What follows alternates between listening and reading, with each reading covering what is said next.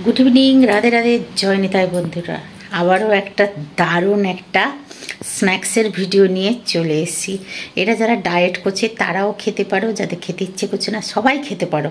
একটা healthy food নিয়ে চলে এসেছি।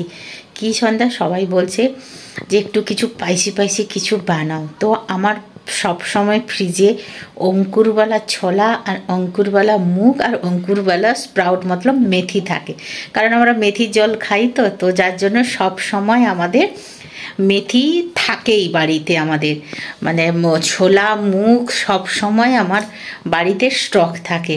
তো যখন স্প্রাউট হয়ে গেছে, চলো ওইগুলো দিয়ে একটা ফটাফট করে, আর পনিরও আছে, চলো ফটাফট একটা হেলদি স্ন্যাক্স বানিয়ে ফেলে। খেতে তো আমাদের সব সময় ভালো লাগে। আর আজকের আমি কি করে বানাচ্ছি সেটা তোমাদের সাথে শেয়ার করব। তোমরাও বাচ্চাদের দিতে পারো, বুড়ো বাচ্চা ইয়ং সবাই খেতে পারো। যারা ডায়েট করে তারা তো অবশ্যই খেয়ে থাকে।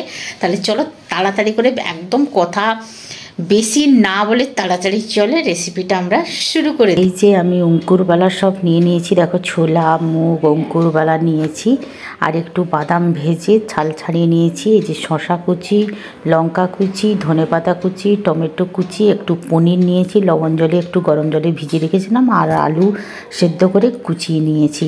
আর এটা এত সুন্দর হেলদি, যারা খায় না তারাও চেটে পুটে খেয়ে নেবে। একটা কাঁচের বোল পরিষ্কার করে ধুয়ে নিয়েছি। এবারে যে ছোলা মুগ এগুলো সব এর মধ্যে আমি ঢেলে দিলাম।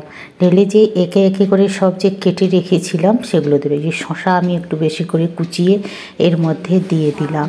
শশাগুলো দিলে কিন্তু দারুণ টেস্টি হবে। এই আলুগুলোকে কেটে রেখেছিলাম সেদ্ধ আলু লবণ দিয়ে, সেগুলোকে কুচিয়ে এর মধ্যে দিয়ে দিলাম। তোমরা অল্প দিতে পারো, দিলে একটা স্বাদ ভালো আসে। যত এখানে মানে ফ্রুট দেবে, শশা দিলে, টমেটো দিলে, পেঁয়াজটা তোমরা দেবে, আমি পেঁয়াজটা স্কিপ করেছি, যে টমেটো কুচি করে দিয়েছি। যত দেবে কিন্তু তত আমাদের শরীরের পক্ষে ভালো, যত কাঁচা সবজি খাবে। আর এদিকে দেখো পনিরটা দিলাম, এখানে আমি লবণ গরম জলে ভিজিয়ে রেখেছিলাম সফট করার জন্য। এখানে তোমরা টফুটা দিলে শরীরের পক্ষে এটা খুব ভালো হয়। তো আমি পনিরটাকে একটু হাতে ভেঙে নিয়েছি, আর ধনেপাতা কুচি এখানে দিয়ে দিলাম। ধনেপাতা দেওয়ার পরে আমি এখানে দিলাম কাঁচা লঙ্কা। কাঁচা লঙ্কাটা তোমরা যে যেমন ঝাল খাবে তেমন একটু দেবে। আমি এখানে ঝালটা দিয়েছি, অনেকটা বেশি পরিমাণে দিয়েছি, কারণ আমার ছোটো মেয়ে খেতে পারে না। দিলাম স্বাদ অনুযায়ী লবণ। তোমরা সাদা লবণটা না দিয়ে ব্ল্যাক সল্টটা দিতে পারো। আমার ব্ল্যাক সল্ট ছিল কিন্তু ভুলে গেছি। এরপরে দিলাম চাট মশলা।